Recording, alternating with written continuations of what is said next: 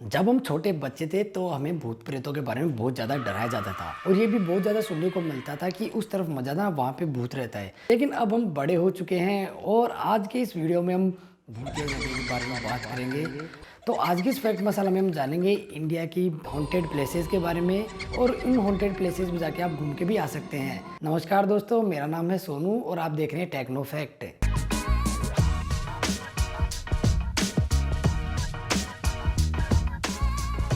पहले नंबर पे हम बात करते हैं भानगढ़ की, जो कि राजस्थान के अलवर जिले में है। इस किले को 1583 में आमेर के राजा भगवंत दास ने बनवाया था। इसके अलावा यह माना जाता है कि भानगढ़ जो है ये पूरी तरीके से स्थापित किला है और इस किले को आज भी दुनिया की सबसे डरावनी जगहों में से एक माना जाता है। इसके अलावा कुछ लोगों का यह भी मानना है कि यहाँ पे आज भी भूत प्रेत आत्माएं रहती है और आज भी भानगढ़ के अंदर सूर्य उदय होने से पहले और सूर्यास्त होने के बाद में अंदर जाने की अनुमति नहीं है। भानगढ़ किले को सिंगिया नाम के एक तांत्रिक ने श्राप दिया था और श्राप देने का कारण ये था कि वो ऐसा भी सुनने में आता है कि भानगढ़ की जो राजकुमारी रत्नावती थी वो बहुत ही ज्यादा सुंदर थी और उसी राज्य में एक तांत्रिक रहता था सिंगिया नाम का, जो कि उस राजकुमारी को पाना चाहता था, लेकिन ये संभव नहीं था। इसीलिए तांत्रिक ने राजकुमारी को पाने के लिए एक जादुई तेल तैयार किया और उस राजकुमारी की दासी को वो तेल दे दिया। जैसे ही दासी ने राजकुमारी को तेल दिया, वो तेल राजकुमारी के हाथ से छूट गया और वो तेल राजकुमारी के हाथ से किसी चट्टान पे गिर गया। वो चट्टान लुढ़कती हुई तांत्रिक सिंगिया के ऊपर जा गिरी और वह मर गया। इसके बाद से ये माना जाता है कि यहाँ पे जो भी राजकुमारी और जो भी लोग मरे थे उनकी प्रेत आत्माएं यहाँ पे घूमती रहती हैं। इसके अलावा उन प्रेत आत्माओं का दिखने का भी लोगों को एहसास होता है। इसी वजह से भानगढ़ को जो है भारत की सबसे डरावनी जगहों में से एक माना जाता है। भानगढ़ का जो किला है वो भारत सरकार की निगरानी में है और किले के चारों तरफ एसएसआई की टीम मौजूद रहती है, जो की सूर्यास्त होने के बाद में किसी को भी अंदर जाने की अनुमति नहीं देती। इसके अलावा भानगढ़ में बहुत ही पुराना शंकर भगवान का और हनुमान जी का मंदिर भी बताया जा रहा है। और अभी कुछ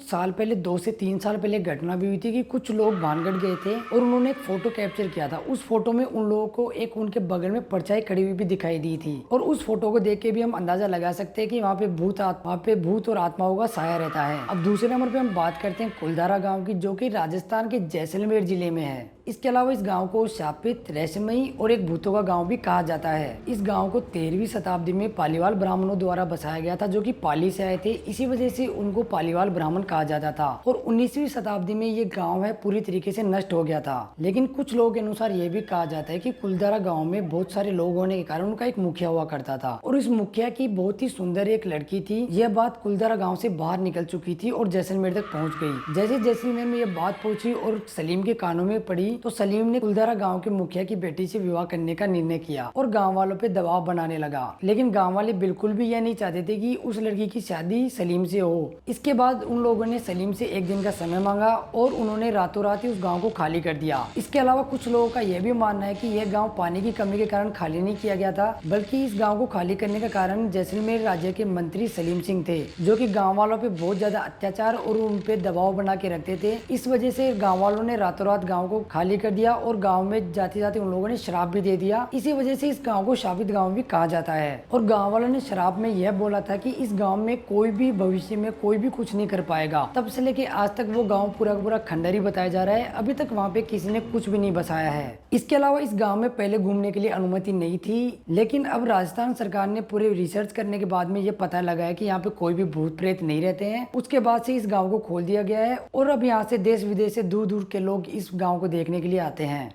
अब तीसरे नंबर पे हम बात करते हैं भूली भटियारी के महल के बारे में, जो कि दिल्ली के करोल बाग में है। बताया जाता है कि आज भी यहाँ पे ऐसी डरावनी घटनाएं, ऐसी डरावनी और अजीबोगरीब घटनाएं होती रहती है, जिसकी वजह से लोग जाने से पहले 100 बार सोचते हैं। दिल्ली के लोगों ने अगरसेन की बावली, जमाली कमाली का मकबरा और मस्जिद के बारे में बहुत सुना होगा और वहाँ पे गए भी होंगे, लेकिन भूली भटियारी के महल के बारे में उन्होंने कभी नहीं सुना होगा। यही वजह है कि इस जगह को हॉन्टेड प्लेस होने की वजह से लोगों से छिपा रखा है और बहुत ही कम लोगों को इसके बारे में पता है। और यहाँ तक कि पुलिस भी लोगों को जाने से खुद रोकती है कि वहाँ पे आप मत जाइए, वो जगह आपके लिए डरावनी साबित हो सकती है। कहा जाता है कि रात के अंधेरे में यह जगह और भी ज्यादा डरावनी हो जाती है। इसी वजह से दूर दूर तक यहाँ पे कोई भी नहीं भटकता है। इसके अलावा कुछ लोगों ने यह भी दावा किया है कि यहाँ पे बहुत ही अजीबोगरीब आवाजें और बहुत ही अजीबोगरीब लोगों को परछाइयाँ दिखती है, जिसकी वजह से लोगों के अंदर का मन जो है वो काफ़ी डर जाता है। और यही कारण है कि यहाँ पे लोग बहुत कम आते हैं और यही वजह है कि भूली भटियारा के महल को भी हॉन्टेड प्लेसेस में एक माना जाता है। और अगर आप वहां जाने की कोशिश भी करोगे तो पुलिस ने वहां पे बैरिकेड्स लगा रखे हैं और एक वहां पे साइन बोर्ड भी लगा हुआ है, उस पे साफ साफ मोटे मोटे अक्षरों में लिखा हुआ है।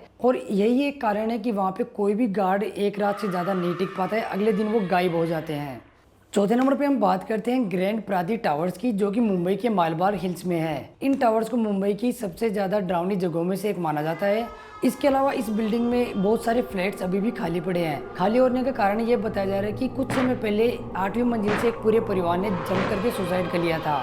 इसकी वजह से उनकी जो आत्माएं हैं वो यहाँ पे भटकना बताया जाता है। और इस बिल्डिंग में रहने वाले लोग अभी भी ये बताते हैं कि यहाँ पे हमें बहुत सारी नेगेटिव वाइब्स आती है और यहाँ का वातावरण बहुत थोड़ा अजीब सा है। इसी वजह से इस बिल्डिंग को मुंबई की सबसे हॉन्टेड प्लेसेस में एक माना जाता है। कुछ लोगों का यह मानना है कि उस परिवार की जो आत्माएं हैं वो अभी भी यहाँ पे भटकती रहती है। इसके अलावा बहुत से लोगों ने भी यहाँ पे सुसाइड किया है और इसी कारण से यह माना जाता है कि इस बिल्डिंग में उन सुसाइड किए हुए लोगों की आत्माएं भटकती है। और यही एक कारण है कि इस बिल्डिंग में बहुत सारे फ्लैट्स अभी भी खाली पड़े हैं और इसी वजह से इसको इंडिया की हॉन्टेड प्लेसेस में एक माना जाता है। 5वें नंबर पे हम बात करते हैं 25 जीबी बंगलों के बारे में, जो कि केरला में है। बताया जाता है कि यह बंगला 1930 से बंद पड़ा है। इसके बारे में किसी को कुछ नहीं पता यहाँ पे कौन आता है कौन जाता है और यह बंगला किसका है और इसका मालिक कौन है, इसके बारे में किसी को कुछ भी नहीं पता। न इसका कोई इतिहास है और न ही इसका कोई रिकॉर्ड है और इसी कारण से यहाँ पे लोग अब आने जाने से भी डरते हैं और यहाँ के लोगों में इस बंगले को लेके बहुत ही, इसके अलावा इस बंगले में लोगों ने बहुत ही अजीब सी घटनाएं भी देखी हैं। बताया जाता है कि इस बंगले को एक ब्रिटिश के लैंडलॉर्ड ने खरीदा था और उसके बाद में उसकी वाइफ और वो दोनों रहते थे,